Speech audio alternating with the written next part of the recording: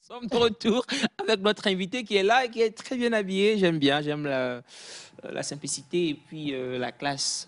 Ça dit beaucoup de choses. Je pense que lui et moi devons devenir de meilleurs amis. Ok, merci.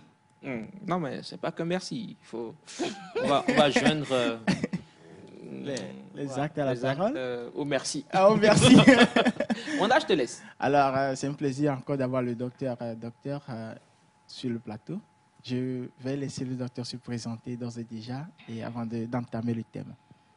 Ok, merci. Bonjour à tous. Bonjour. Bonjour. Merci pour l'émission. Il y a de cela banalement 1 an que j'étais là ici pour parler des questions démographiques. Mais aujourd'hui, nous sommes là pour parler d'autres sujets en lien avec la démographie. D'ailleurs, déjà, je suis géographe de formation. Je me nomme Boudou Mentre. Je travaille sur les questions d'aménagement du territoire, de la planification urbaine, également de la démographie. Donc, Alors, docteur, aujourd'hui, nous allons parler des inondations fréquentes dans nos villes africaines ou ailleurs aussi. En ces moments, Togo aussi, en ces Togo moments. aussi, Hein, oui, en ce moment de pluie. Nous allons parler des inondations c'est-à-dire en lien avec la planification de nos villes. Et d'ores et déjà, je vais poser une certaine question. Allez-y, monsieur Je vais Wanda. commencer par qu'est-ce qui en est la cause quand on parle d'inondation et aménagement ou bien planification de nos villes? Quelle en est la cause? Je pense que nous allons parler d'inondation, puis en mettant le lien avec le Grand Lomé. OK. Puisque nous sommes à Lomé, presque au Togo, c'est le Grand Lomé qui compte d'abord la préfecture du Golfe et la préfecture d'Agogne-Ivé, qui sont plus impactés. Alors, les causes de l'inondation sont légion. D'abord, il y a les causes naturelles. Nous pouvons parler des pluviométries en lien avec les changements climatiques. Depuis quelques décennies, les pluies torrentielles varient. Et nous constatons chaque année que les quantités de pluie reçues ne connaissent qu'une croissance. Ce qui fait que les prévisions sont difficiles à faire. Plus on prend des mesures et chaque année, vous voyez que les inondations continuent. C'est comme si les efforts qui sont faits ne sont pas faits, mais en réalité, les efforts sont faits. Au-delà des paramètres naturels, il y a aussi des paramètres humains qui entrent en jeu. Nous pouvons parler, dans le cas du Grand Lomé, d'abord d'incivisme des populations. C'est-à-dire, malgré les efforts qui sont faits, vous allez voir que les populations n'entretiennent pas ce qui est fait. D'abord, au niveau des bassins de rétention, vous allez voir que les bassins de trucs là sont chaque fois remplis de déchets, de matelas, des sachets qui pullulent dans les retenues d'eau et qui bouchent en réalité les canaux de canalisation et tout ça là. Au-delà de ça aussi, nous pouvons aussi parler de l'inondation, du facteur urbain. L'urbanisation qui est faite de façon anarchique, les occupations des zones inondables, des bas-fonds, qui font qu'à chaque fois, les gens se retrouvent carrément dans l'eau. Et cela est lié en réalité à un facteur, je peux dire, colonial. Parce que vous allez voir qu'au Togo, le système foncier est libéralisé. C'est-à-dire, la terre appartient au premier occupant. Et ça, c'est depuis... Donc, chaque citoyen, propriétaire ou non, se lève, vend les terrains, on fait des lotissements, on ne tient pas compte des réserves, on ne tient pas compte des politiques d'aménagement du territoire. Ce qui fait que là où, par exemple, on devait construire des bassins de rétention, vous allez voir que les gens y sont. Et chaque fois qu'il y a des pluies, ils se retrouvent carrément dans l'eau. Donc il y a ces facteurs-là qui entrent en jeu en ce qui concerne l'inondation du Grand Lomé. Avant la seconde question, Des questions. Oui, on a tous des questions ici, rassurez-vous. Vous êtes inondés de questions. C'est comme la pluie là de ces derniers jours. Par rapport, vous avez dit les matelas dans les Oui, les déchets de toute nature. Là, surtout le matelas, j'ai un gros. Pourquoi les gens font ça, selon vous? Désolé pour la question.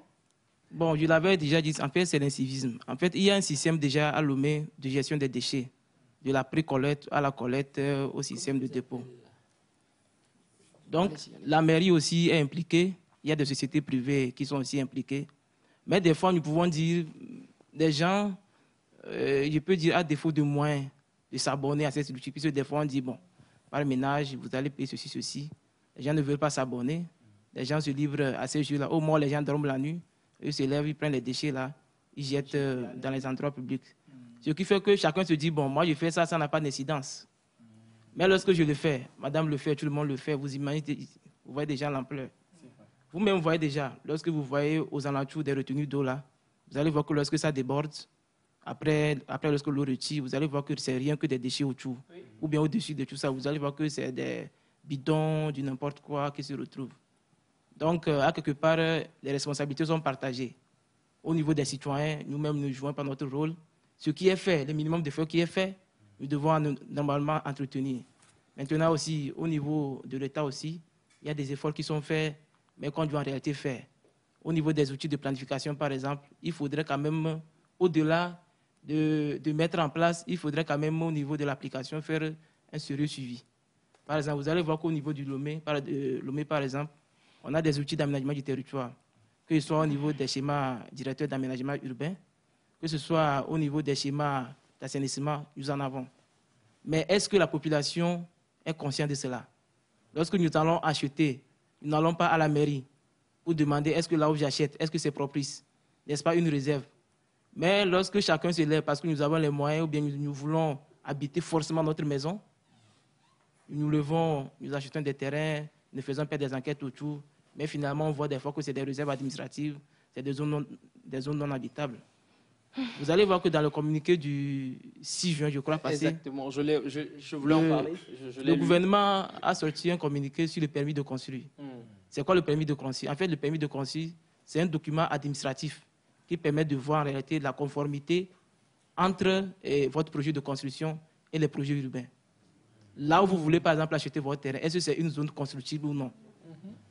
Là où vous voulez construire, quel type de construction il faut construire là? Il y a des zones, par exemple, le où normalement, on ne doit pas faire R+2. Il y a des zones à Lomé où on doit que se limiter uniquement au ré. Mais les gens continuent en hauteur. Juste un exemple banal. Ou une pièce même. Une pièce, voilà. Juste un exemple banal, d'accord? Vous allez voir que, parce que les gens ne connaissent pas les outils de planification, il faut qu'on en parle. Oui, exactement. Lorsque vous voyez par exemple quelqu'un construire à côté, R+4, 5, il continue en hauteur. L'autre à côté, lui, il est dans 2 pièces. Vous voyez que déjà il y a des équilibres. Il y a des équilibres. Vous voyez que déjà l'impact de celui qui est en haut là, empiète en même temps sur l'autre. D'abord sur sa sécurité, d'abord sur lui-même son bien-être social et humain. Donc, vous allez voir que dans les pays développés, il y a beaucoup d'exigences. Il y a la douche de l'autre qui est là, voilà. Et l'autre est en haut là. Il y a beaucoup d'exigences. D'accord? Dans des zones données, par exemple, on vous dit que, par exemple, ici, vous savez que dans l'îlot, bien sûr, je ne sais pas, juste je dis une bêtise, bien sûr, un acteur donné, vous tous vous êtes obligés de faire ré. Et là-bas, la peinture doit être jaune.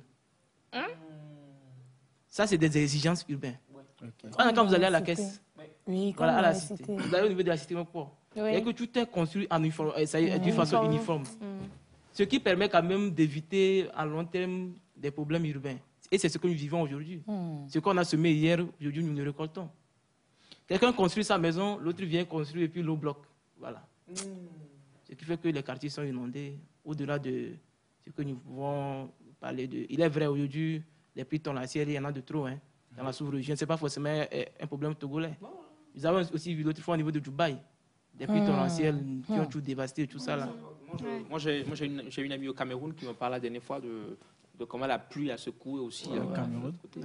Donc, je pense que c'est toute l'Afrique qui en est victime. Mais ce que je ne comprends pas exactement, c'est comment est-ce que les constructions de ce genre de construction amènent les populations à être plus vulnérables à l'inondation? Parce que celui qui a construit peut-être R+2, R+3, comment est-ce qu'il agit sur le facteur inondation sur ses prochains?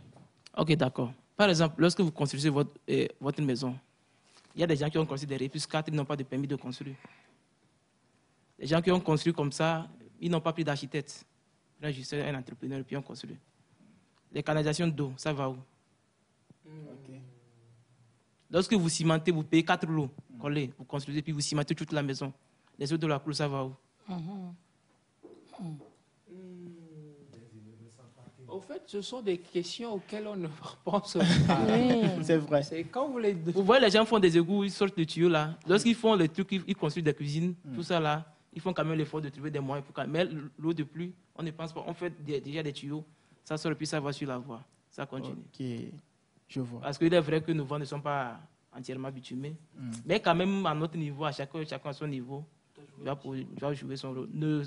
En fait, ne soyons pas là, tu vas dire d'état l'état. C'est vrai. D'ailleurs, même des fois, moi, je me pose la question. Lorsque j'étais au collège déjà, on m'a inculqué une notion d'état que j'utilise jusqu'alors. Partagez-la avec nous. C'est quoi l'état? C'est quoi l'état? C'est nous. C'est nous tous. C'est nous tous. L'état, c'est moi, c'est vous, c'est l'autre et c'est X. Donc, c'est nous tous notre contribution qui permettra à ce que le pays puisse avancer. C'est cela l'État. L'État, il n'y a pas... L'État, c'est vrai, il y a un gouvernement, des unions qui sont devant nous, mais c'est nous l'État. Nous pouvons faire des propositions. Nous pouvons accompagner l'État. C'est cela.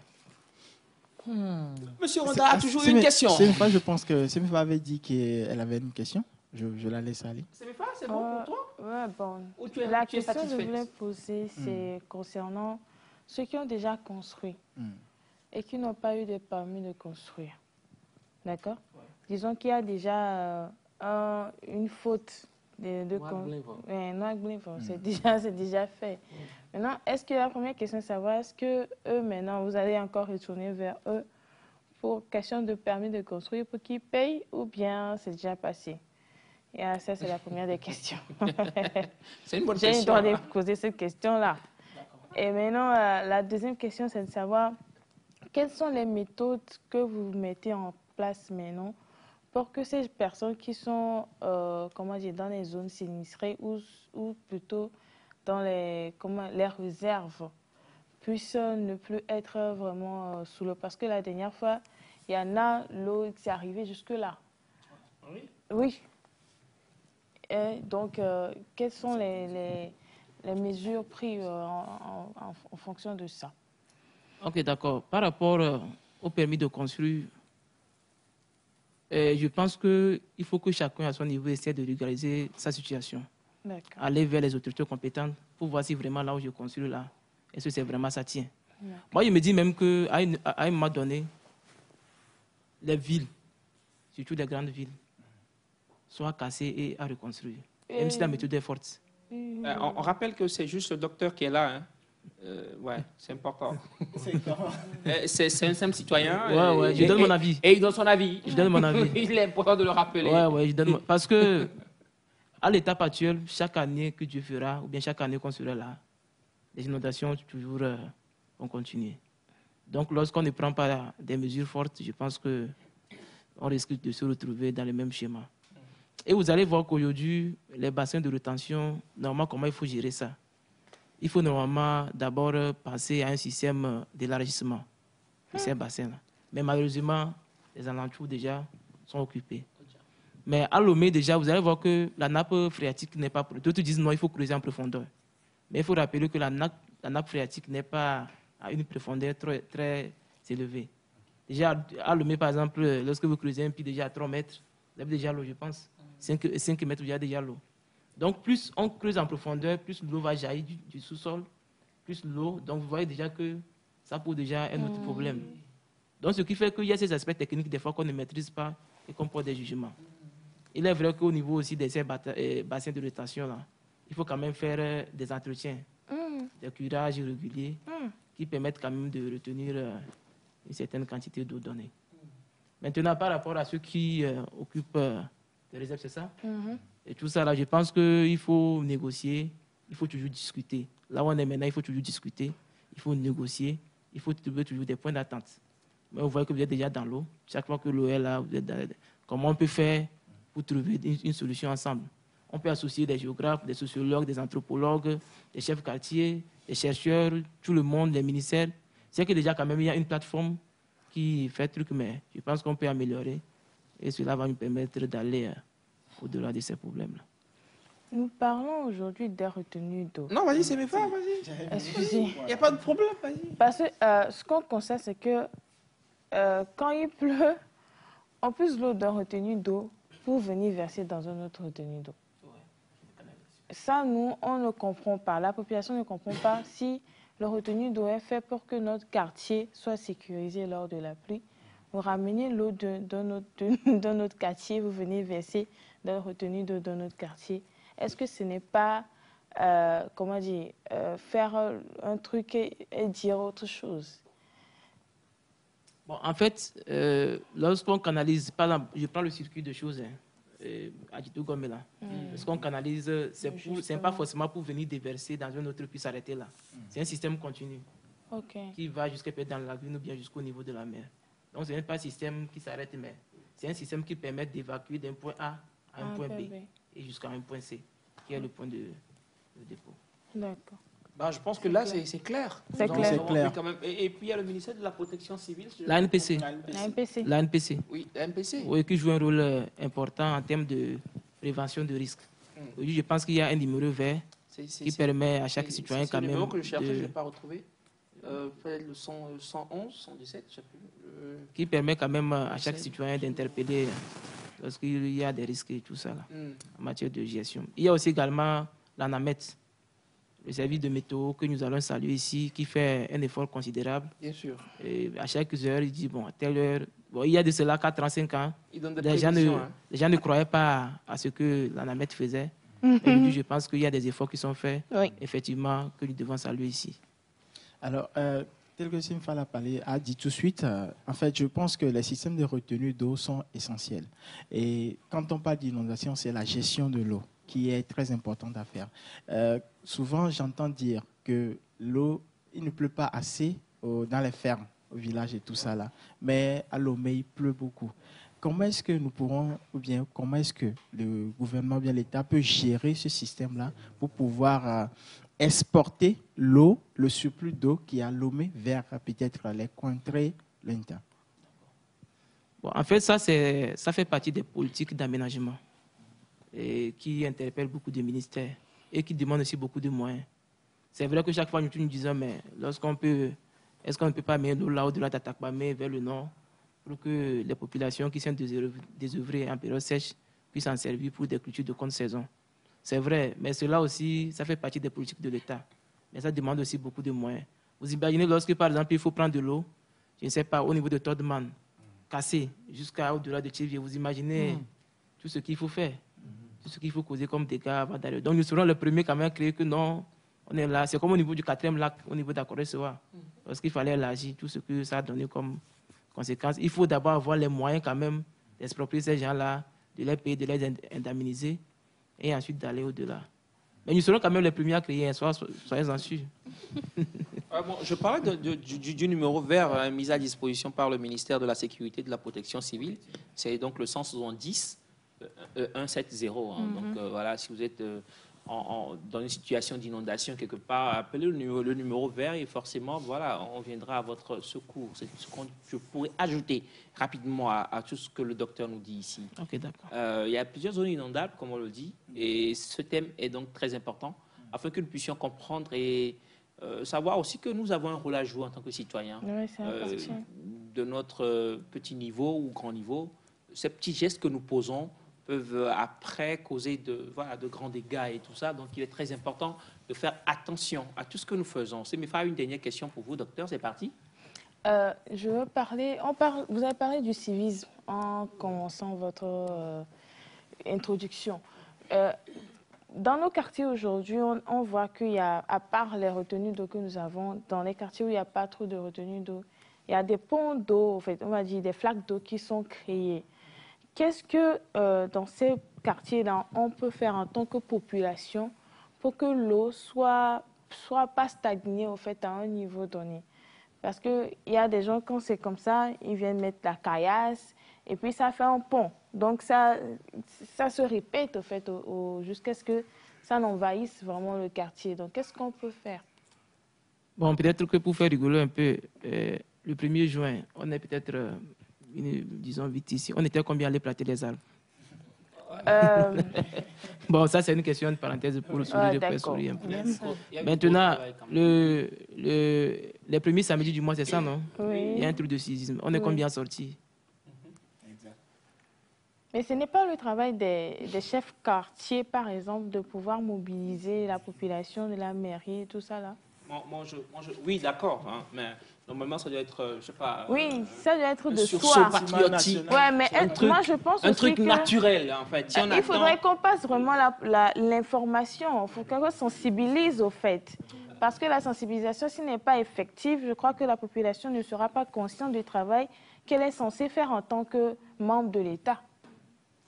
Mais vous savez, c'est vrai, il faut faire quand même un travail de sensibilisation. Hein. Mais lorsque, par exemple, devant ma maison, il y a de l'eau, je dis non, il faut que c'est l'État. Je suis là sur les médias, WhatsApp, je suis dans l'eau, je fais des vidéos et tout ça.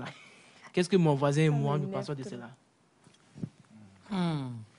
Qu'est-ce que mon voisin et moi, nous pensons de cela? C'est vrai qu'aujourd'hui, nous sommes des pays en voie de développement. Ça, il faut être clair là-dessus. Nous n'avons pas des moyens comme les pays développés où partout, tout est aménagé. Mais je pense que ça viendra. Mais pour l'instant, que chacun joue son rôle. Que ce soit au niveau de l'État. Aujourd'hui, nous avons la chance. Nous avons des collectivités territoriales qui sont proches de nous. Nous aurons bientôt également les conseils régionaux avec le gouverneur. Tout ça, ce sont des acteurs qui permettent quand même au niveau de l'État de concentrer un peu le pouvoir. Pour que tout ne soit pas au niveau du sommet. Pour que le citoyen puisse aller aussi apporter ses idées. Lorsqu'un citoyen va quitter, je ne sais pas, au-delà des Agbolevés, pour venir à Lomé, voir le ministère pour dire chez moi, il y a tel problème, alors qu'il y a la commune à côté. Donc, vous voyez que c'est plusieurs acteurs impliqués qui vont permettre à ce qu'on puisse arriver un peu, pas quand même résoudre, hein, mais peut-être atténuer ces problèmes-là. Docteur, merci beaucoup. Merci pour toutes ces explications riches d'ailleurs. Hein, et je dirais même que c'est un moment de sensibilisation. Oui. On a passé ici ce matin pour réveiller les consciences qui somnolent. Parce que voilà, ça ne dort pas, ça somnole un peu. Voilà, réveillons-nous et essayons de poser des grands gestes, de grands actes pour notre pays. C'est très important. Et toutes ces personnes qui sont inondées, comme on le dit très souvent ici sur Nectar, nous sommes de cœur avec vous. Parce qu'il y en a qui vivent des situations pas possibles. Hein. Ouais, franchement, donc nous sommes de cœur avec vous. On espère que cette situation va passer aussi rapidement. Et quand on sait aussi que le gouvernement ne dort pas. Oui. On a vu, il y a eu des réunions qui se font et tout. Donc forcément, les choses vont avancer positivement. C'est tout ce que nous espérons pour vous tous ici. Wanda, merci. Je vous en prie. Pour ce grand invité que vous nous avez amené. Docteur, merci beaucoup. Merci, docteur. C'est à vous le merci pour tout ce que vous faites. Parce que la bonne humeur que vous donnez aux populations, à chacun à son niveau quand même, le réveil, donne du sourire, donne beaucoup de choses. Moi, je ne savais même pas que les gens suivaient beaucoup votre émission là. Lorsque j'étais passé premièrement, à peine je sors, c'est des coups d'œil de fil. Des gens m'appellent que félicitations pour tout ce que vous faites, félicitations pour l'émission. Donc ne dites pas que ce que vous faites ne va pas loin. Donc ça va loin, les gens vous écoutent, les gens vous suivent. Et infiniment merci. Merci pour tout. Merci à toi, docteur. Merci, docteur. C'était votre deuxième titularisation. On espère une troisième titularisation aussi, pourquoi pas? Ouais, peut-être venir avec d'autres camarades et Ouais. amis pour sonder d'autres sujets. Pour que Super. votre quota de Starmania augmente encore plus. Allez manger chez Imolto gratuitement à mon nom. Ce n'est pour rien, vous passez sur la TVT quand même. Venez ça. Bon, merci beaucoup, docteur. On va donc continuer l'émission. Et juste derrière le jingle, retrouver Madame Sandra et une dame qui va venir. Elle vient depuis, elle vient là. Je la vois. Elle aussi, elle me voit. On se voit. Mais elle ne me voit pas encore. Ça dit, comment elle doit me voir, elle ne me voit pas encore. Jingle est juste derrière.